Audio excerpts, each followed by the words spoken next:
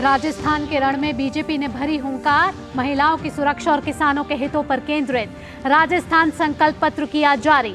JP Nadda ने कहा, हमने जो वायदे किए वो निभाए, जो नहीं किए वो भी किए पूरे।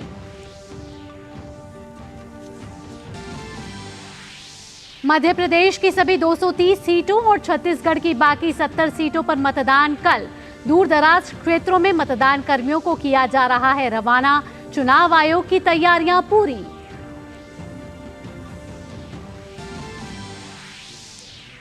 ऑडिट में भी दिखाई देती है भारत की अग्रणी स्थिति। भारत का सीएजी कई देशों को ऑडिट के क्षेत्र में दे रहा है प्रशिक्षण। ऑडिट दिवस पर राष्ट्रपति द्रौपदी मुर्मू ने देश की उपलब्धियों को सराहा। उत्तरकाशी सुरंग हादसे में रेस्क्यू ऑपरेशन का निरीक्षण करने पहुंचे केंद्रीय सड़क परिवहन और राजमार्ग राज्य मंत्री जनरल वीके सिंह। कहा, श्रमिकों को बचाना प्राथमिकता, युद्ध स्तर पर चल रहा है बचाव अभियान।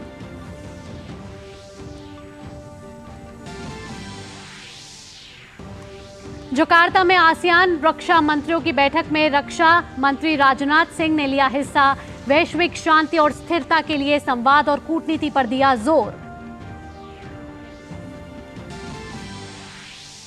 आईडीएफ के लड़ाकू विमानों ने हमास के प्रमुख इस्माइल हानिया के आवास पर किया हमला।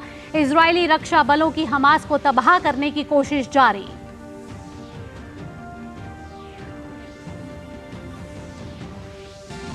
और खेल की खबरों में क्रिकेट विश्व कप का दूसरे सेमीफाइनल में टॉस जीतकर दक्षिण अफ्रीका ने ऑस्ट्रेलिया के खिलाफ बल्लेबाजी का किया फैसला। दक्षिण अफ्रीका की शुरुआत में ही लगे झटके।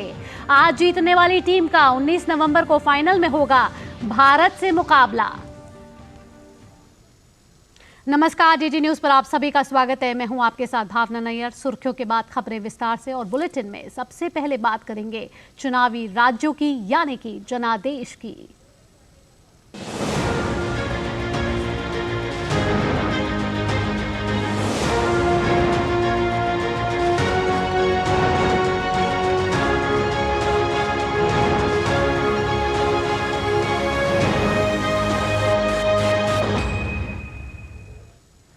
शुरुआत करते हैं जनादेश में। भारतीय जनता पार्टी ने आज जयपुर में अपना संकल्प पत्र जारी किया है। जयपुर में कार्यक्रम में भाजपा अध्यक्ष जेपी नड्डा ने राजस्थान संकल्प पत्र जारी किया। इस मौके पर राजस्थान के पूर्व मुख्यमंत्री वसुंधरा राजे सिंधिया, केंद्रीय मंत्री गजेंद्र सिंह शेखावत समेत कई वरिष्ठ नेता उपस्थित थे। राजस्थान संकल्प पत्र जारी करने के मौके पर भाजपा अध्यक्ष जेपी नड्डा ने कहा कि हमारा इतिहास रहा है कि हमने जो कहा है वो किया है और जो नहीं कहा है वो भी किया है। उन्होंने कहा कि हमने प्रयास किया कि केंद्र सरकार के सहयोग से राजस्थान हर संभव सहायता दे सके। भारतीय जनता पार्टी ने कोशिश की, भारत की सरकार के द्वारा, कि राजस्थान को जितना संभव हो सके उतना हम उसको मुख्य धारा में शामिल करें। भाजपा अध्यक्ष ने राजस्थान में महिलाओं की सुरक्षा स्थिति पर चिंता जताई। उन्होंने कहा कि राज्य में भाजपा की सरकार बनने पर हर जिले में महिला थाना खोला जाएगा। महिलाओं के लिए जो मूल बात है वो सुरक्षा की दृष्टि से हर एक जिला में महिला थाना खोला जाएगा। उसी तरीके से हर थाने में महिला डेस्क खोला जाएगा और हर सिटी में एंटी रोमियो स्क्वाड बनाया जाएगा। और उसी तरीके से महिलाओं के सशक्तिकरण के लिए, उनको मुख्य धारा में लाने के लिए लाडो प्रोत्साहन योजना को प्रारंभ करेंगे, जिसमें हमारी सरकार 2 लाख सेविंग्स बॉन्ड, हर गर्ल चाइल्ड जो पैदा होगी उसके लिए 2 लाख रुपए का सेविंग्स बॉन्ड दिया जाएगा और उसको सुरक्षित करते हुए उसका जीवन आगे बढ़े, इस बात का प्रयास होगा। भाजपा ने जयपुर में राजस्थान संकल्प पत्र जारी करने के बाद केंद्रीय मंत्री गजेंद्र सिंह शेखावत ने कहा कि यह घोषणा पत्र आने वाले 5 साल में सरकार के विजन डॉक्यूमेंट की तरह काम करेगा।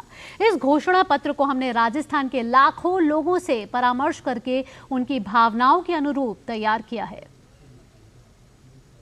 इस घोषणा पत्र को हमने राजस्थान के लाखों लाख लोगों से कंसल्ट करके उनकी भावनाओं के अनुरूप इस घोषणा पत्र को तैयार किया है।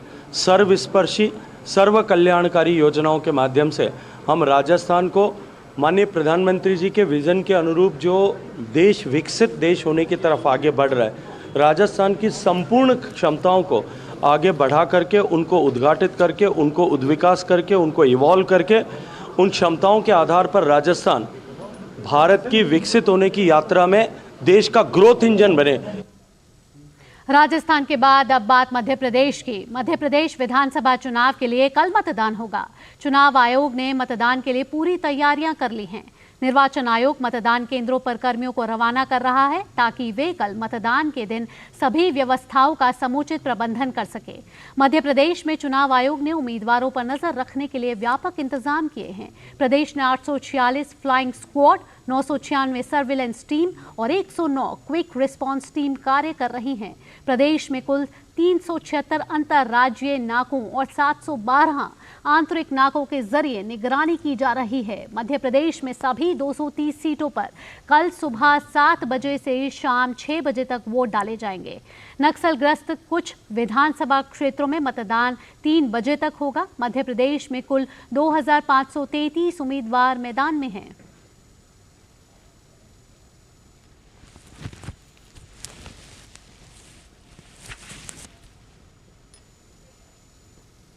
और अब बात छत्तीसगढ़ की। छत्तीसगढ़ में विधानसभा चुनाव के दूसरे चरण के लिए कल मतदान होगा। दूसरे चरण की सभी 70 सीटों पर वोट डाले जाएंगे।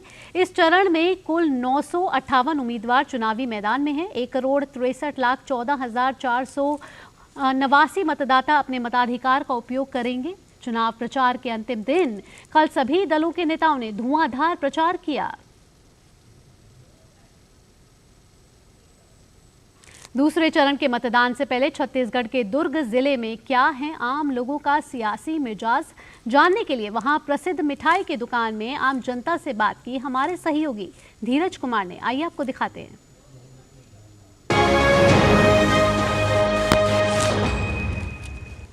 दुर्ग शहर में ये जलाराम की मिष्ठान की दुकान है और यहाँ के मिष्ठान और यहाँ की कचौरी का आनंद लेने के लिए पूरे शहर से लोग आते हैं। और जो लोग आए हैं उनसे हम आज बात करने की कोशिश करेंगे। हम लोग मिष्ठान के दुकान पे हैं। कितने मिठास है यहाँ के चुनाव में? 5 साल तक आप एक और ब्रिज नहीं बना पाए।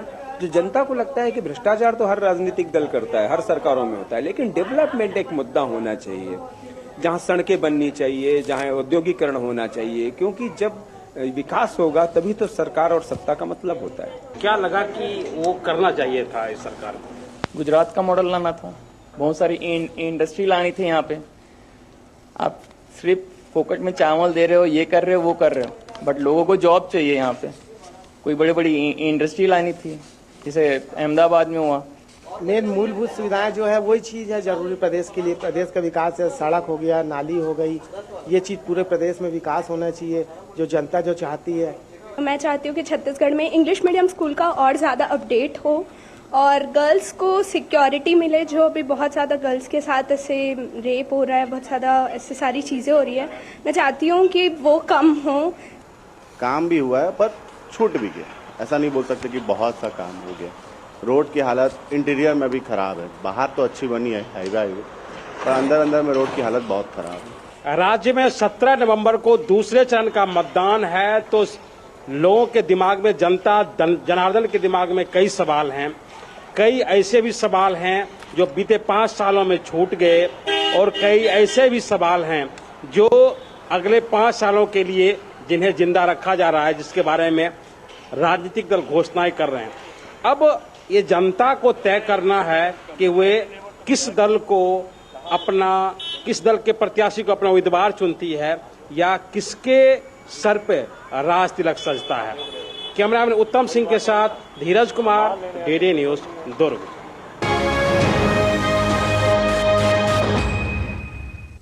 जनादेश में अब बात तेलंगाना की, जहां प्रचार अभियान जोरों पर है। सभी प्रमुख दल अपने अपने उम्मीदवारों के समर्थन में जोर शोर से प्रचार में जुटे हुए हैं। ऐसे में केंद्रीय मंत्री और तेलंगाना भाजपा अध्यक्ष जी किशन रेड्डी ने बाइक रैली निकाली। सिकंदराबाद निर्वाचन क्षेत्र से यह बाइक रैली निकाली गई। भाजपा के कार्यकर्ताओं ने बड़ी तादाद में इस बाइक रैली में भाग लिया।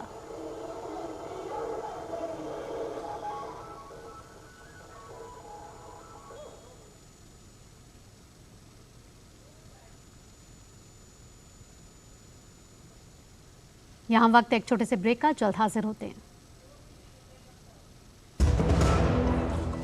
तुम्हें पता है इन्वेस्टर्स के लिए कि इन्वेस्टर प्रोटेक्शन फंड होता है IPF, लेकिन अगर तुम्हारा ट्रेड एक्सचेंज पर एग्जीक्यूट नहीं हुआ या फिर कोई गारंटीड रिटर्न्स वाली स्कीम है तो ये IPF आपकी मदद नहीं कर सकता है। और अगर आपका ब्रोकर ही डिफॉल्टर बन जाए तो फिर IPF आपको कॉम्पेंसेशन दिला सकता है। कहाँ से सीखा? NSE की साइट पर। समझ कर इन्वेस्ट कर। ब्रेक के बाद आपका स्वागत है। खबरों के सिलसिले को आगे बढ़ाते हैं। बात करते हैं उत्तराखंड की। उत्तराखंड में सिलकुवारा टनल में फंसे मजदूरों को निकालने का प्रयास जारी है। केंद्रीय नागर विमानन, सड़क परिवहन एवं राजमार्ग राज्य मंत्री जनरल रिटायर्ड VK सिंह ने सिलकुवारा पहुंचकर टनल में फंसे मजदूरों को निकालने के लिए चल रहे रेस्क्यू ऑपरेशन का निरीक्षण किया। जनरल VK सिंह ने अधिकारियों के साथ बैठक कर रेस्क्यू अभियान की समीक्षा की। हमारी प्राथमिकता है कि हमारे लोग सुरक्षित हों। हमारी प्राथमिकता है कि हम उनको जल्दी से जल्दी निकालें और उसके लिए सब तरह के प्रयास किए जा रहे हैं। इसके अंदर हमारे माननीय प्रधानमंत्री जी से लेकर हमारे सड़क परिवहन मंत्री जी से लेकर हमारे मुख्यमंत्री जी से लेकर जितनी भी एजेंसीज हैं सबके सब इस कार्य के अंदर लगे हुए हैं और सबका हमको बहुत अच्छा सहयोग और समर्थन मिला। वहीं उत्तराखंड के मुख्यमंत्री पुष्कर सिंह धामी ने राज्य सचिवालय में वरिष्ठ अधिकारियों के साथ उत्तरकाशी सुरंग दुर्घटना के बाद सुरंग में फंसे 40 मजदूरों को निकालने के लिए चल रहे राहत और बचाव कार्य की समीक्षा बैठक की।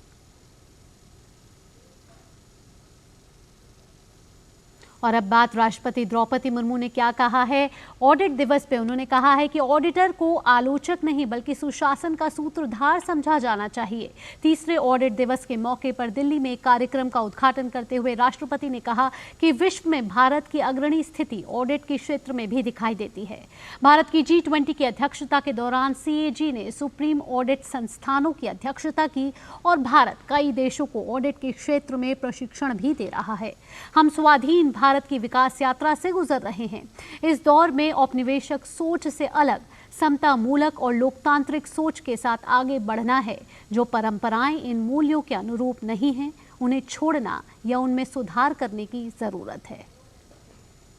आज विश्व समुदाय में भारत की अग्रणी स्थिति ऑडिट के क्षेत्रों में भी दिखाई देती है। भारत द्वारा G20 की अध्यक्षता की सर्वत्र सराहना की जाती है।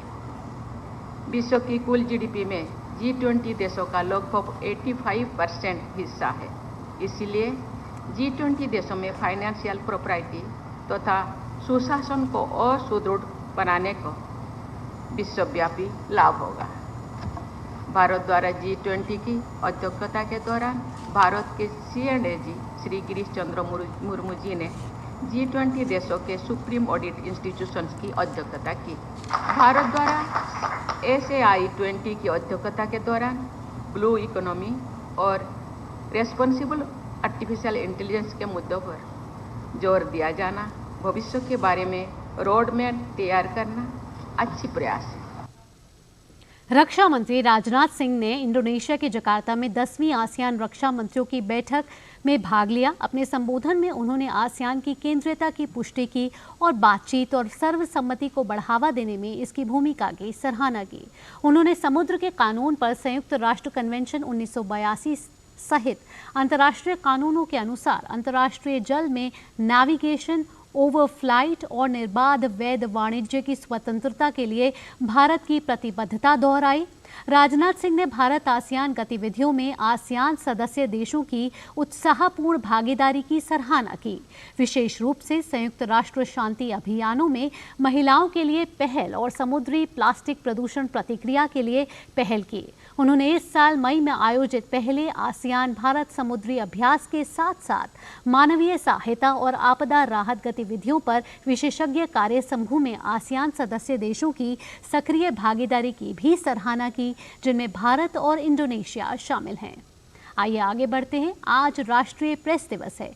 स्वतंत्र प्रेस के महत्व को उजागर करने के लिए ये दिवस हर साल 16 नवंबर को मनाया जाता है। आज ही के दिन भारतीय प्रेस परिषद ने पत्रकारिता के मानकों की निगरानी का काम संभाला था। 1997 से परिषद विभिन्न संगोष्ठियों के माध्यम से राष्ट्रीय प्रेस दिवस मनाती है। इस साल राष्ट्रीय प्रेस दिवस का विषय है कृत्रिम बुद्धिमत्ता के युग में मीडिया।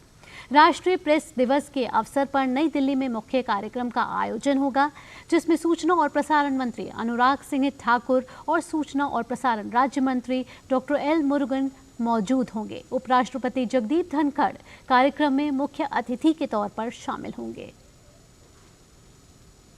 राजधानी दिल्ली में बढ़ते प्रदूषण को लेकर दिल्ली के उपराज्यपाल विनय कुमार सक्सेना ने चिंता जताई है। उपराज्यपाल ने सोशल मीडिया प्लेटफॉर्म एक्स पर पोस्ट कर कहा है कि दूसरे राज्यों से आने वाले पराली के धुएं को रोकने के लिए हम उनसे गुहार लगाने के अलावा और कुछ नहीं कर सकते। विशेषकर पंजाब से AQI अभी भी 400 के आसपास है, जिससे राजधानी हाँफ रही है। उन्होंने कहा, पटाखे निश्चित रूप से प्रदूषण के खतरे को बढ़ाते हैं, लेकिन इस प्रदूषण से सबसे ज्यादा प्रभावित वे लोग हैं जो अपनी रोजी रोटी कमाने के लिए सड़कों पर सफर करते हैं। झुग्गी झोपड़ियों में रहने वाले गरीब और असहाय लोगों पर इसका सबसे ज्यादा असर है, क्योंकि वे घर पर बैठकर एयर प्यूरिफायर खरीदने में सक्षम नहीं हैं। दिल्ली को कार्रवाई की जरूरत है। हम एक निश्चित समय सीमा के भीतर स्थायी लक्ष्य प्राप्त कर सकते हैं। वहीं पंजाब में पराली जलाने की घटनाओं में लगातार बढ़ोतरी देखने को मिल रही है। बुधवार को इस सीजन में पंजाब में 2544 पराली जलाने की घटनाएं दर्ज की गई। यह इस सीजन की सबसे ज्यादा पराली जलाने की घटना दूसरी बड़ी संख्या है। दरअसल पंजाब में गेहूं की बुआई का समय अब समाप्त होने जा रहा है, इसलिए इस तरह की घटनाओं में बढ़ोतरी देखी जा रही है। भटिंडा जिले में पराली जलाने की 356 घटनाएं दर्ज की गई, जबकि इस मामले में दूसरे नंबर पर मोगा है, जहां इस तरह की 318 घटनाएं दर्ज की गई हैं। बरनाला में पराली जलाने की 264 घटनाएं सामने आई हैं, जबकि पंजाब के मुख्यमंत्री भगवंत मान के गृह जिले के संगरूर में पराली जलाने की 262 घटनाएं दर्ज की गई हैं।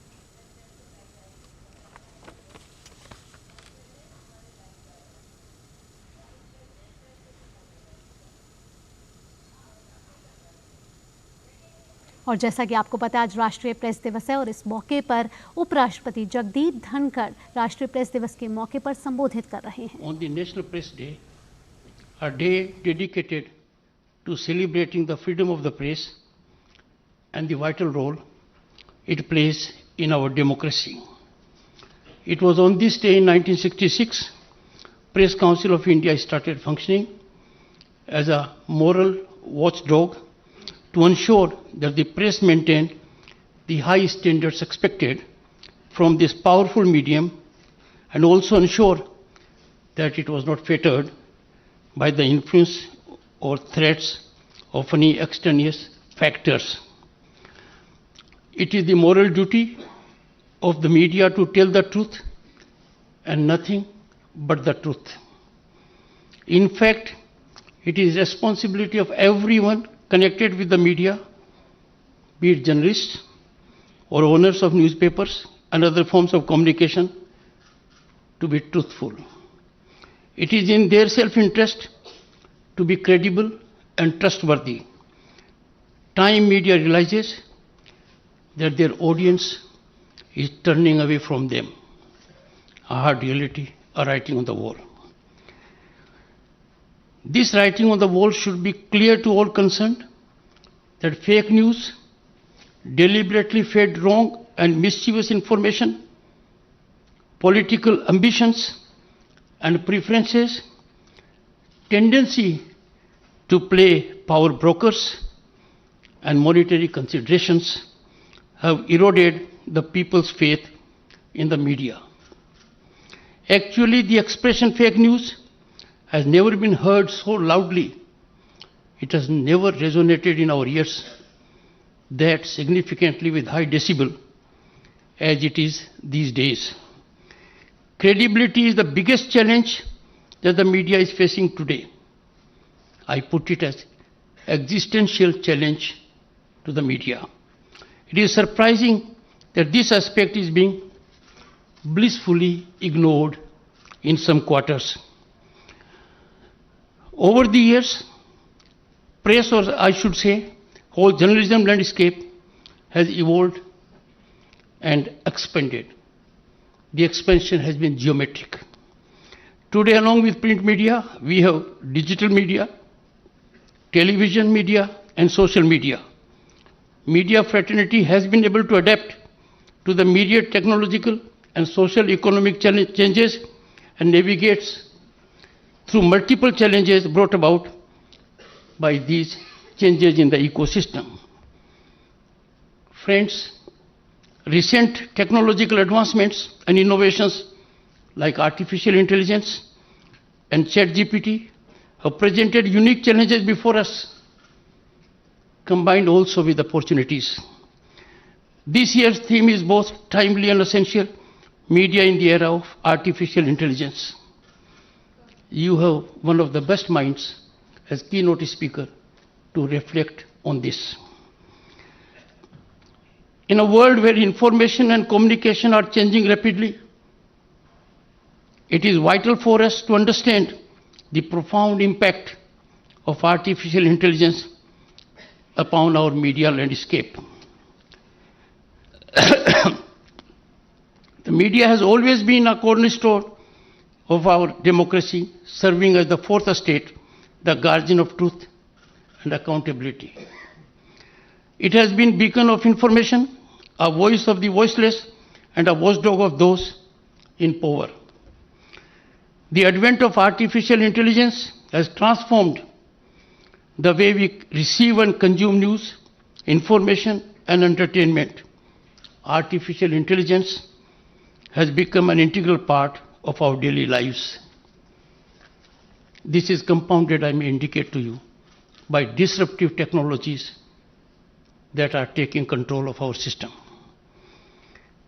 Artificial intelligence-driven algorithms now curate personalized content for each individual, making it easier for people to access the information they want. Artificial intelligence has the potential to streamline the news production process, enhance storytelling, and even personalize content to individual preferences. This is double-edged weapon.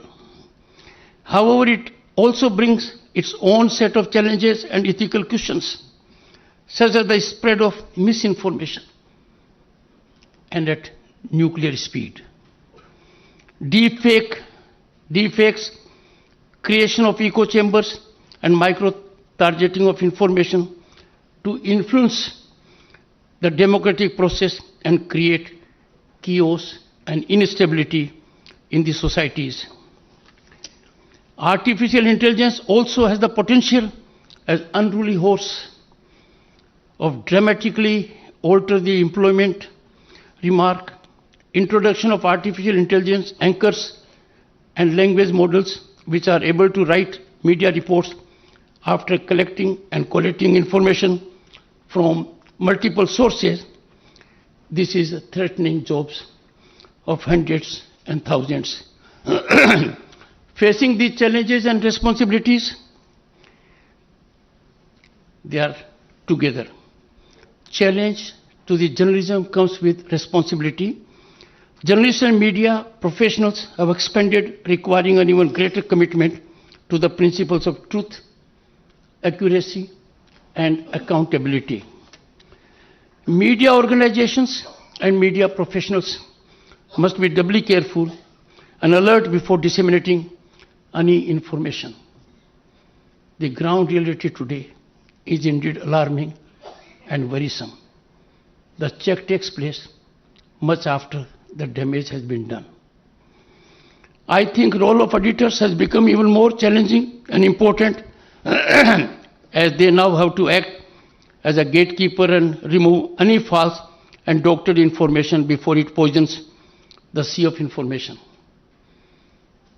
You have to engage into reality check on this, whether this is being done or not. I leave it to your wisdom to assess the current situation. Though artificial intelligence has the potential to harm, we must acknowledge that this technology is here to stay. This is one technology in respect of which concerns have been raised from the top in technological world for regulation. But one thing is certain, it will stay with us. We have to adapt, regulate, and deal with it. We must adapt to the changing landscape, employing the transformative potential of artificial intelligence as a tool to improve our capabilities while also safeguarding against its misuse. You will have the good fortune to hear a brilliant mind to reflect on this when keynote speaker Amitabh Kant takes the floor. Our responsibility remains steadfast to provide the public with reliable, unbiased, and fact-based information via real-time reporting.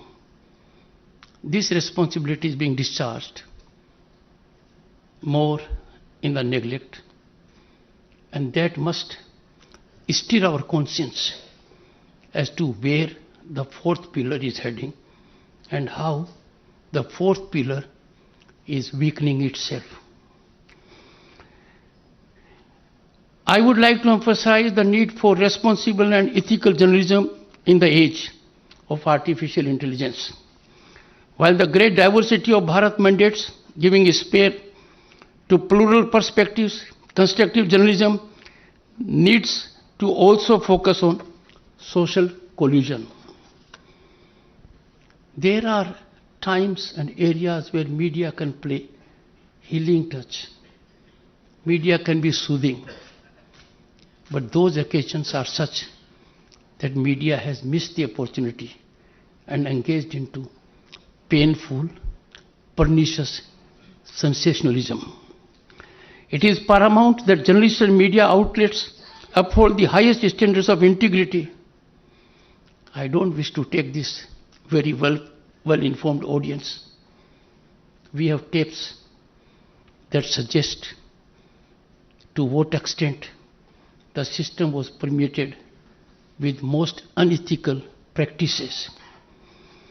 Fact-checking, I hope it is there. Source verification and maintaining editorial independence are more important than ever. If a newspaper in Telangana could publish that Vice President Twitter handle carries fake photographs of parliamentary committee, the news 100% wrong.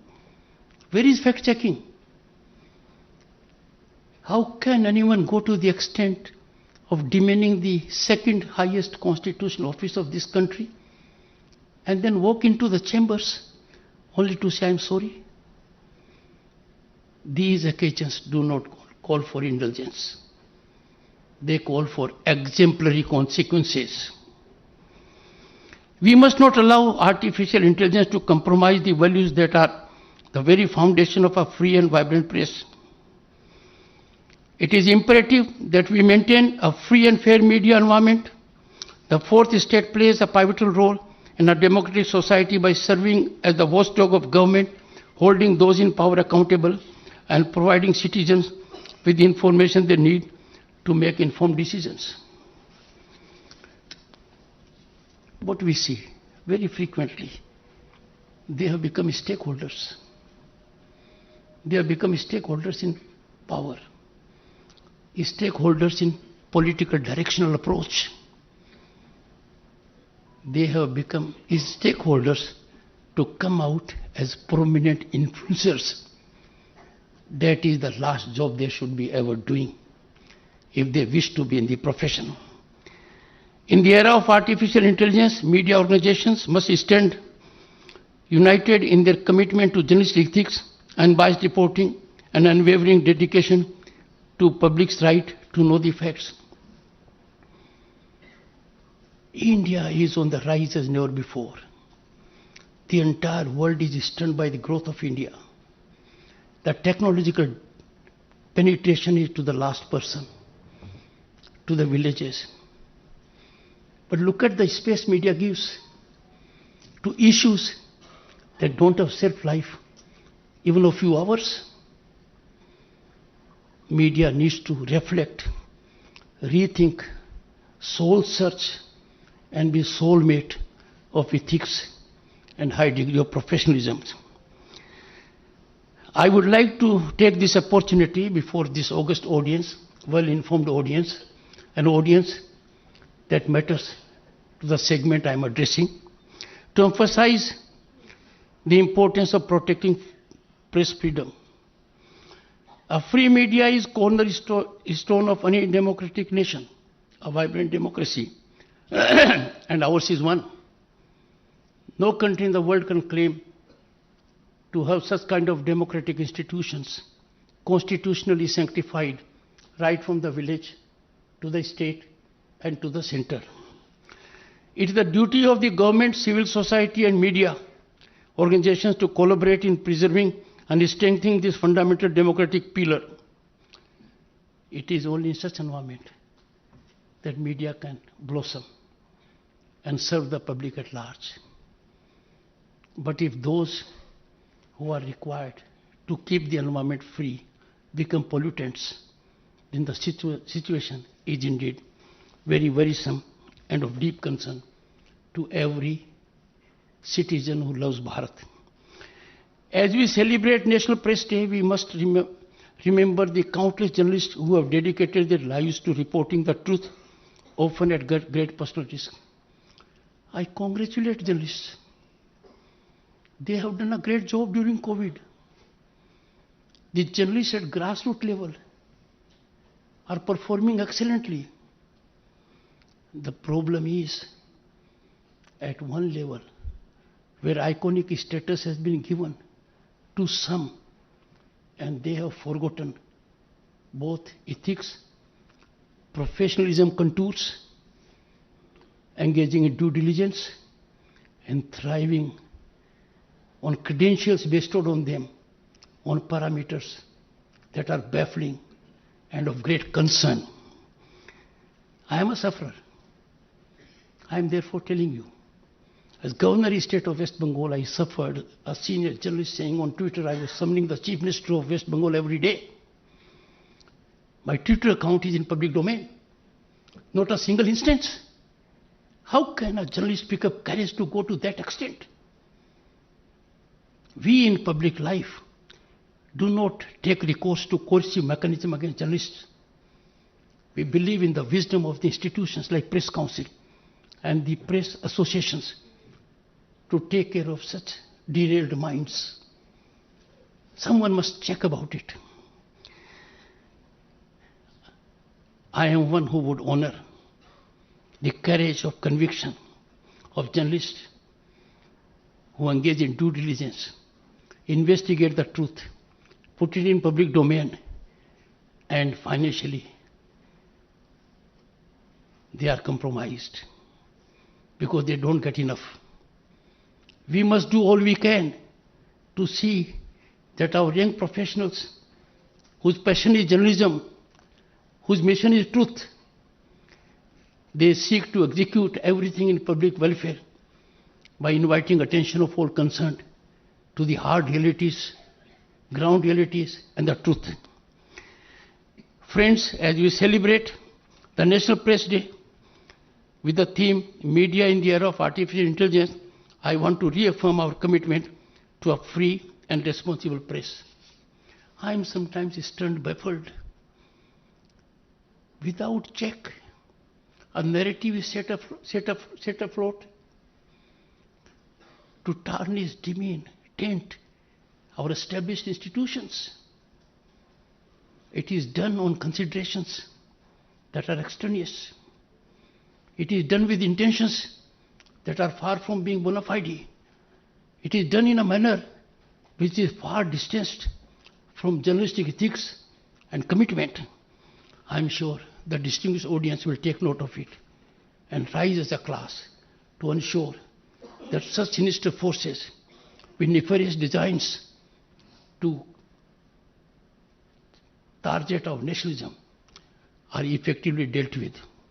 Your silence will resonate in the ears of those who love the nation, and I'm sure you'll speak out. Artificial intelligence may be a powerful tool, and it is there. I can assure you, friends, it is not a substitute to human touch. It is not. The commitment to truth and the unwavering dedication of journalists that will continue to make the media a force for good in our society is indispensable. No technology, no disruptive technology can be a substitute of a well-informed, conscientious journalist. The Press Council of India should take quick action against those deliberately spreading fake news and compromising professional ethics. It is not the time to show teeth. It is time to bite. And the bite must be strong, because those who are serving with high ethical standards must be encouraged. Only by those not doing so being visited with exemplary consequences.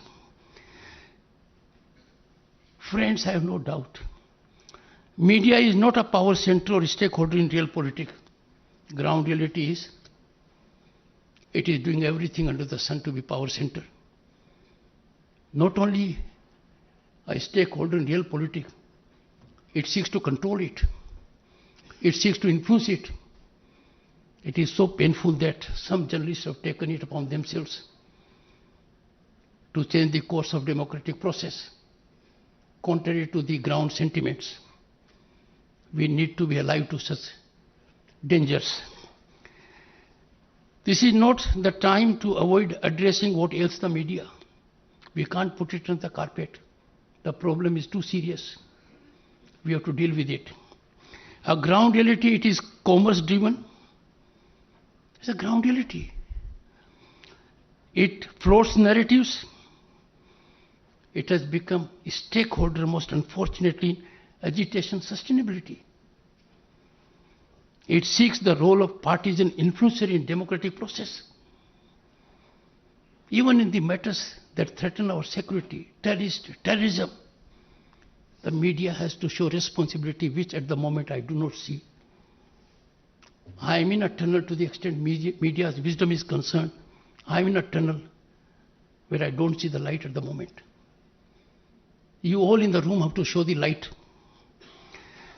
Friends, let us move forward with the spirit of innovation and responsibility, harnessing the potential of artificial intelligence while unfolding the principles of journalism that we have served well for generations. I have no doubt, together, we can navigate this new era and ensure that the progressive media remains a beacon of truth, accountability in our democracy. Thank you, and let us make this National Press Day a resounding celebration of the power of the free press in the era of artificial intelligence. Thank you.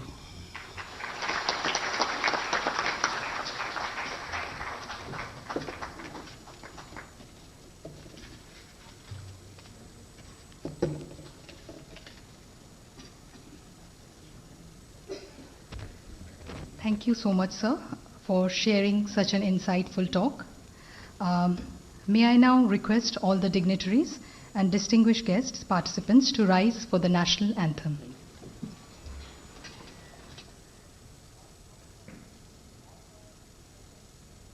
आप देख रहे थे नई दिल्ली से सीधा प्रसारण, जहां उपराष्ट्रपति जगदीप धनखड़ राष्ट्रीय प्रेस दिवस के मौके पर संबोधित कर रहे थे। इस मौके पर उन्होंने कहा कि प्रेस को जिम्मेदार और स्वतंत्र होना चाहिए। साथ ही साथ उन्होंने पारदर्शिता और जवाबदेही की बात करी। उन्होंने कहा कि अकाउंटेबिलिटी और क्रेडिबिलिटी प्रेस के साथ बहुत जुड़ी हुई है और इस राष्ट्रीय प्रेस दिवस का जो विषय है वो कृत्रिम बुद्धिमत्ता के युग में मीडिया यानी कि in the artificial intelligence in the era of media विषय था, जिस पर उपराष्ट्रपति जगदीप धनखड़ ने कहा कि आर्टिफिशियल इंटेलिजेंस अब हमारे जीवन का हिस्सा बन गई है। हालांकि इसके साथ चुनौतियाँ भी हैं तो इसके लाभ भी हैं, लेकिन इसको रेगुलेट करना ज़रूरी है। साथ ही साथ उन्होंने बात करी कि फेक न्यूज़ को लेकर मीडिया को सचेत रहना चाहिए। डीप फेक जैसी जो खबरें अब सामने आ रही हैं उसको लेके भी उपराष्ट्रपति ने चिंता जताई।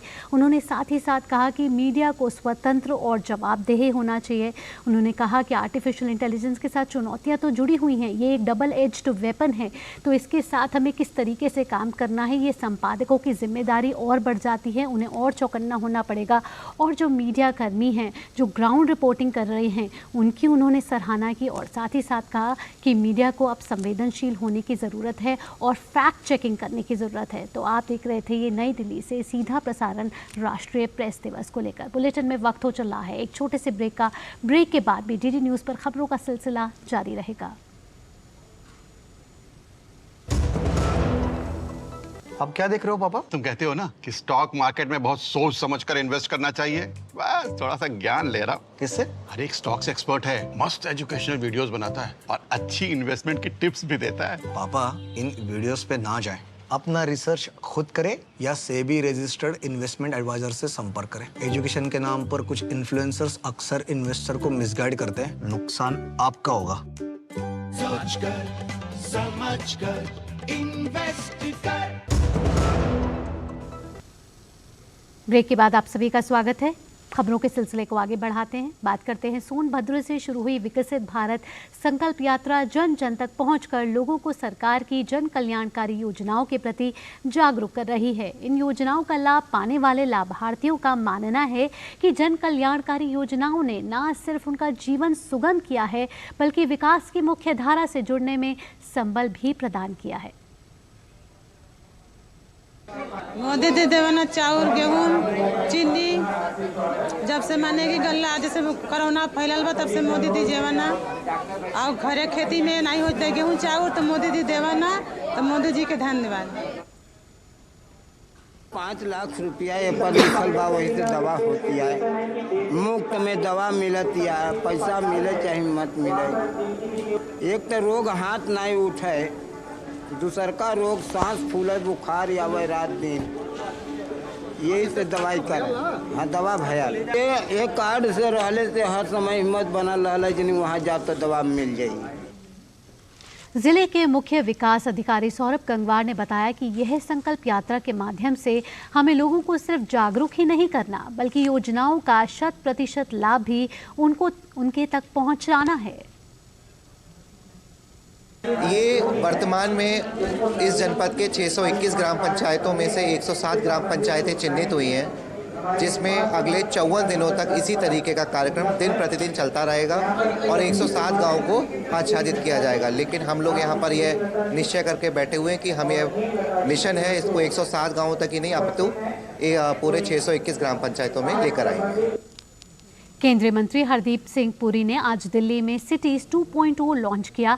इसमें 18 शहरों का चयन किया गया है, जिसमें एकीकृत वेस्ट मैनेजमेंट के माध्यम से पर्यावरण को बढ़ावा दिया जाएगा। इस मौके पर हरदीप सिंह पुरी ने कहा कि स्मार्ट सिटी की कल्पना 2014 में ही बन गई थी। उसके बाद ये कदम शहरों के पर्यावरण में सुधार लाने के साथ साथ कचरे के प्रबंधन यानी कि वेस्ट मैनेजमेंट को भी सुनिश्चित करेगा, जो शहरों की स्थानीय योजनाओं के तहत होगा। Within the framework of the cities 2.0 challenge in terms of what this entails, provided a larger canvas to the context setting when he mentioned that we have 4,900 notified urban local bodies or cities. But if you were to look at the aggregate picture, then we should also add another 5,000 additional entities which have not been notified, but which the state governments have to initiate in terms of notification. राष्ट्र विरोधी गतिविधियों के मामले में फंसे website news click के संस्थापक प्रबीर पुरकायस्थ के खिलाफ कार्रवाई चल रही है। इसी बीच प्रवर्तन निदेशालय ने इस मामले में पूछताछ के लिए अमेरिकी करोड़पति नेविल रॉय सिंघम को समन जारी किया है। ईडी सूत्रों से मिली जानकारी के मुताबिक न्यूज़ क्लिक को फंडिंग मामले में पूछताछ के लिए समन जारी किया गया है। द न्यूयॉर्क टाइम्स की एक जांच रिपोर्ट के अनुसार उन्होंने न्यूज़ क्लिक को लाखों डॉलर की फंडिंग की। नेविल रॉय सिंघम एक अमेरिकी व्यवसायी और सामाजिक कार्यकर्ता हैं। वह थॉटवर्क्स के संस्थापक और पूर्व अध्यक्ष भी हैं। ये कंपनी कस्टम सॉफ्टवेयर टूल और परामर्श सेवाएं प्रदान करती है। सिंघम पर विभिन्न संस्थानों को फंडिंग करने का आरोप है। ये संस्थान चीन के विचारों को बढ़ावा देते हैं, वहीं उइगर नरसंहार को झूठे बताते हैं। वो चीनी पार्टी का मुखर समर्थक भी रह चुके हैं। न्यूयॉर्क टाइम्स की रिपोर्ट के अनुसार सिंघम के नेटवर्क ने दिल्ली स्थित समाचार वेबसाइट न्यूज़ क्लिक को फंड दिया है। रिपोर्ट में कहा गया है कि न्यूज़ क्लिक को 38 करोड़ रुपए की फंडिंग की गई। दावा किया गया है कि सिंघम चीनी कम्युनिस्ट पार्टी के लिए काम करते हैं। जानकारी के मुताबिक वो चीन के शंघाई में रहते हैं। यहाँ वक्त हो चला है एक छोटे से ब्रेक का। ब्रेक के बाद भी डीडी न्यूज़ पर खबरों का सिलसिला जारी रहेगा। तो पता है इन्वेस्टर्स के लिए कि इन्वेस्टर प्रोटेक्शन फंड होता है IPF, लेकिन अगर तुम्हारा ट्रेड एक्सचेंज पर एग्जीक्यूट नहीं हुआ या फिर कोई गारंटीड रिटर्न्स वाली स्कीम है तो ये IPF आपकी मदद नहीं कर सकता है। और अगर आपका ब्रोकर ही डिफॉल्टर बन जाए तो फिर IPF आपको कॉम्पेंसेशन दिला सकता है। कहाँ से सीखा? NSE की साइट पर। सोच कर समझ कर इन्वेस्ट कर। ब्रेक के बाद आपका स्वागत है और अब बात करते हैं नई दिल्ली में चल रहे भारत अंतर्राष्ट्रीय व्यापार मेले में केंद्रीय वाणिज्य और उद्योग राज्य मंत्री सोम प्रकाश ने GI पैवेलियन का उद्घाटन किया। वहीं CBDT के अध्यक्ष नितिन गुप्ता ने आयकर विभाग के पंडाल का उद्घाटन किया। मेले में कर्नाटक के पंडाल में 2 लाख रुपए की साड़ी भी आकर्षण का केंद्र बनी हुई है। मेले में इस बार झारखंड भी फोकस स्टेट के रूप में हिस्सा ले रहा है। पेश है ये खास रिपोर्ट। मैदान में चल रहे 42वें भारत अंतर्राष्ट्रीय व्यापार मेले में GI पवेलियन में देश भर के एक से बढ़कर एक उत्पाद देखे जा सकते हैं। इस पवेलियन का केंद्रीय वाणिज्य और उद्योग राज्य मंत्री सोम प्रकाश ने उद्घाटन किया।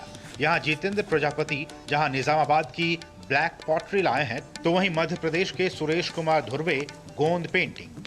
इसी तरह बहुत से भौगोलिक पहचान रखने वाले उत्पादों समेत लद्दाख के शेयरिंग नामग्याल भी लद्दाख श्रिंक्स कोस यानी लकड़ी पर नक्काशी को यहाँ प्रदर्शित कर रहे हैं। वाणिज्य और उद्योग राज्य मंत्री सोम प्रकाश जी ने GI पवेलियन का उद्घाटन किया। बात करते हैं। ये 42nd एडिशन है इंटरनेशनल ट्रेड का, जिसमें बहुत बड़े लेवल पर पार्टिसिपेशन हुई है। GI टैग का पहली बार इतने लेवल पर ये पार्टिसिपेशन हुई है, जहाँ पे लाइव डेमोन्स्ट्रेशन भी दिया जा रहा है और सारे GI टैग यहाँ पे पार्टिसिपेट कर रहे हैं। 2022 से जो नए GI टैग मिले सभी इसमें पार्टिसिपेट कर रहे हैं। बहुत अच्छा है। केंद्रीय प्रत्यक्ष कर बोर्ड के अध्यक्ष नितिन गुप्ता ने आयकर विभाग के पंडाल का उद्घाटन किया। यहाँ आयकर संबंधित तमाम जानकारियाँ प्रदान की गई हैं। इस वर्ष लगभग 7 करोड़ 85 लाख या उससे अधिक रिटर्न आ चुके हैं और हमारा हमने जो लास्ट टाइम डेटा दिया था उसमें लगभग 11% की बढ़ोतरी है। तो टैक्स पेयर्स, नए टैक्स पेयर्स भी आ रहे हैं। जब हमने 31 जुलाई के बाद डेटा दिया था उसमें लगभग 55 लाख नए टैक्स पेयर्स का इजाफा था। मेले में कर्नाटक के पंडाल में एक ऐसा भी स्टॉल है जहां 2 लाख रुपए की कांजीवरम साड़ियां देखी जा सकती है। जी हां, गन्ना मूर्ति पिछले 27 सालों से कांजीवरम साड़ियां लेकर व्यापार मेले में आ रहे हैं और दिल्ली में मिलने वाले रुझान से ये काफी उत्साहित रहते हैं। 27 साल से मैं IITF में आ रहा, बहुत अच्छा है। कांजीवरम में इतना लेटेस्ट में बनाता है। पहले हमारा पास निकलता है, उसके बाद में दुकानदार का पास जाता है। हम क्यों ये कंज्यूमर को हमें इधर डायरेक्ट थोड़ा परिचय करने के लिए उसको हम दे रहे हैं। हमें वो अच्छा बिजनेस हो रहा है। हमारा वो स्टार्टिंग प्राइस होता है 12,000 का। वो कांजीवरम का पूरा अच्छा वाला 12,000 का शुरू होता है, कम से कम 2 लाख तक है। वो 2 लाख में आपको गोल्ड भी मिलेगा, वो सिल्वर भी मिक्स हमें तार में वो पूरा डिलीट करके बनाता है। अंतर्राष्ट्रीय व्यापार मेले में झारखंड फोकस स्टेट के रूप में हिस्सा ले रहा है। यहाँ क्षेत्रीय उत्पादों के 20 स्टॉल लगाए गए हैं, जिसमें लोग झारखंड की बनी वस्तुओं की प्रदर्शनी के साथ बिक्री कर रहे हैं। गिरीश निशाना की रिपोर्ट, डीडी न्यूज, दिल्ली। केंद्रीय मत्स्य, पशुपालन, दुग्ध एवं डेयरी मंत्रालय 21 से 22 जनवरी को अहमदाबाद में ग्लोबल फिशरी सम्मेलन का आयोजन करेगा। इस सम्मेलन में देश विदेश से करीब 5000 प्रतिनिधि हिस्सा लेंगे। केंद्रीय मंत्री पुरुषोत्तम रुपाला ने बताया कि इस सम्मेलन का मकसद इस क्षेत्र में भविष्य की चुनौतियों और संभावनाओं पर मंथन करना है। गौरतलब है कि देश में मछली पालन का उत्पादन पिछले 8 सालों में 10 गुना तक बढ़ा है। इंटरनेशनली उसमें क्या संभावनाएं हैं, क्या चैलेंजेस हैं, उन सभी का मंथन करने के लिए ये वर्ल्ड लेवल का एक ग्लोबल कॉन्फ्रेंस और वर्ल्ड फिशरीज डे के मनाने के उपक्रम में उसी प्रकार से मनाने का निर्णय लिया है। और उसमें विदेश के डेलीगेशन, हमारे नेशनल जो भी इसमें व्यापारी होगा, प्रोसेसर होगा, जितने भी वेंडर्स होंगे, सारे स्टेक होल्डर मतलब नेशनल और इंटरनेशनल सभी को एक मंच पे लाने का हमारा प्रयास होगा। हमारे सारे पॉलिसी मेकर्स भी वहाँ होंगे। आइए अब खेल की खबरों पर नजर डालते हैं। आईसीसी विश्व कप में आज कोलकाता में दूसरा सेमीफाइनल मुकाबला ऑस्ट्रेलिया और दक्षिण अफ्रीका के बीच खेला जा रहा है। ताज़ा समाचार मिलने तक दक्षिण अफ्रीका ने 4 विकेट के नुकसान पर 111 रन बना लिए हैं। मैच में दक्षिण अफ्रीका ने टॉस जीता और पहले बल्लेबाजी करने का फैसला किया। दक्षिण अफ्रीका की शुरुआत अच्छी नहीं रही और टीम को पहला झटका कप्तान टेम्बा बेवुमा के रूप में लगा, जो 0 पर मिचेल स्टार्क की गेंद पर जोश इंग्लिश के हाथों विकेट के पीछे लपके गए।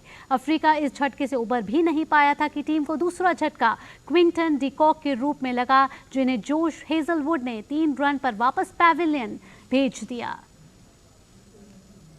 दिल्ली के शिवाजी स्टेडियम में चल रहे हॉकी इंडिया सीनियर महिला अंतर विभागीय राष्ट्रीय चैंपियनशिप के उद्घाटन के मौके पर इंडियन ऑयल कॉरपोरेशन के अध्यक्ष श्रीकांत माधव वैद्य ने कहा कि देश में खेलों के विकास में सरकार हर मोर्चे पर खिलाड़ियों के साथ है। उन्होंने कहा कि खिलाड़ियों को तैयार करने में इंडियन ऑयल कॉरपोरेशन भी जमीनी स्तर पर काम कर रहा है। श्रीकांत माधव वैद्य से खास बात की हमारे संवाददाता सुशील कुमार ने।